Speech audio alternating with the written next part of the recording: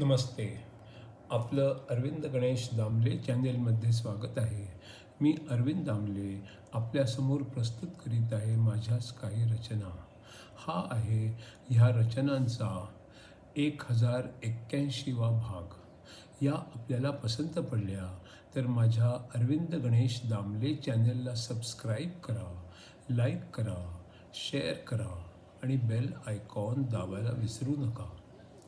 तर माझी पहिली हिंदीमधली रचना आहे ती अशी: किसी के काम की प्रशंसा करने से हमारा कुछ भी नहीं बिगड़ता, पर वो व्यक्ति और भी अच्छा काम करने लगता है. दुसरी जी रचना आहे ती अशी: ब्रह्मसूत्राल्या या 63व्या भागात आता पुढचं 43वं आणि एकूणातलं 496वं सूत्र बघू. काही काळ समाजातून बहिष्कार करावा आणि मग परत त्याच्यात यावं, दुसरा आश्रम घ्यावा, तेही ठीकच असतं.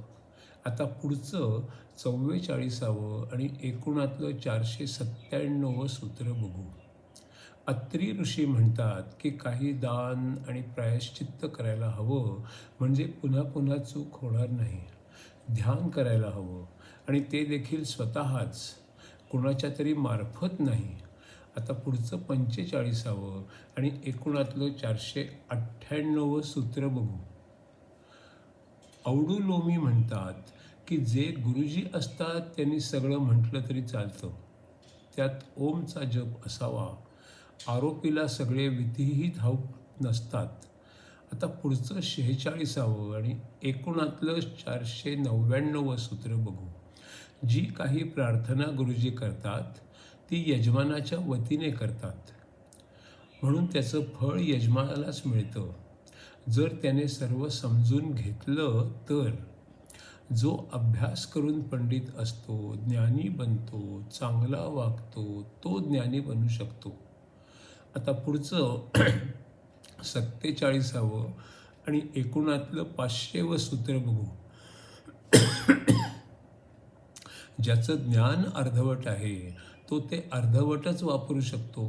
तो अभ्यासू असतो पण ज्ञानी नसतो. त्याला आणखी मनन आणि चिंतन करायची गरज असते. तो अजूनपर्यंत मुनी झालेला नसतो. मुनी झाल्यावर तो सगळ्या इच्छा सोडून देतो, तोवर त्याला सर्व अवस्थांचे अनुभव मिळालेले असतात. आता पुढचं 48वं आणि एकूणातलं 501वं सूत्र बघू. गृहस्थाश्रमाचं आयुष्यच सर्व अनुभव देणारं असतं. त्याच्यामध्ये त्याला अनेक कामं करावी लागतात, अनेकांशी संबंध येतात, अनेक प्रयत्न करावे लागतात, पण अहिंसा आणि इंद्रियांवर ताबा एवढं तर तो ह्या अवस्थेत देखील करू शकतोच. आता पुढचं 49वं आणि एकूणातलं 502वं सूत्र बघू. गृहस्थ आणि संन्यासाश्रमात ध्यान करावे. त्याला काहीच बंदी नाही कुठल्याही आश्रमात ध्यान करायला. काटकसर, त्याग आणि इतरांच्यासाठी कर्म हेही असावं. आता पुढचं 50वं आणि एकूणातलं 503वं सूत्र बघू. माणसाचं वागणं लहान मुलासारखं असावं. अगदी पंडित असला तरी साधेपणा हवा, छक्के पंजे नकोत, गर्वही नको, अवास्तव आकर्षणही नकोत, शिकायची इच्छा असणारा हवा. आता पुढचं 51वं आणि एकूणातलं 504वं सूत्र बघू.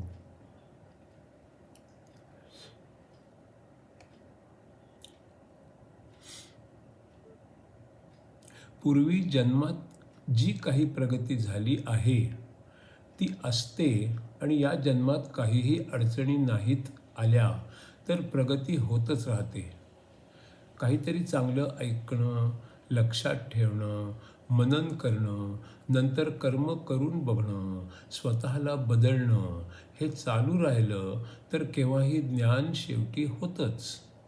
चंचल मन, तात्कालिक आकर्षणं, भावनांच्यामुळे वाहून जाणं आणि या सर्व ज्ञानमार्गातल्या अडचणी असतात. ज्याला ज्ञानमार्गाने पुढे जायचं आहे आणि मुक्ती मिळवायची आहे त्याने कर्म पण चांगलं आणि चांगल्या उद्देशानेच करायचं असतं.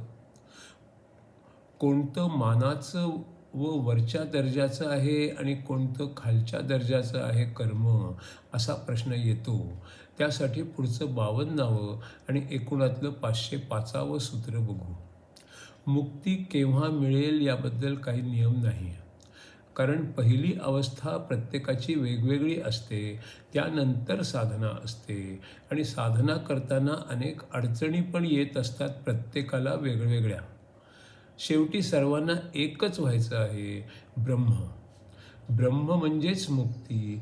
मुक्ती म्हणजे काही कोणती जागा नाही जिथे आपल्याला पोचायचं आहे, ती असतेच, ती आहे आपल्यामध्येच, हे फक्त कळायला हवं.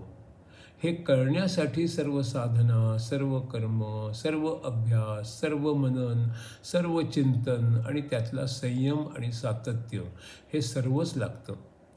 जो मन आणि शरीराबरोबर जोडलेला राहतो तो बंधनात असतो आणि जो त्याच्याशी संबंध तोडून टाकण्यात यशस्वी होतो तो मुक्त असतो.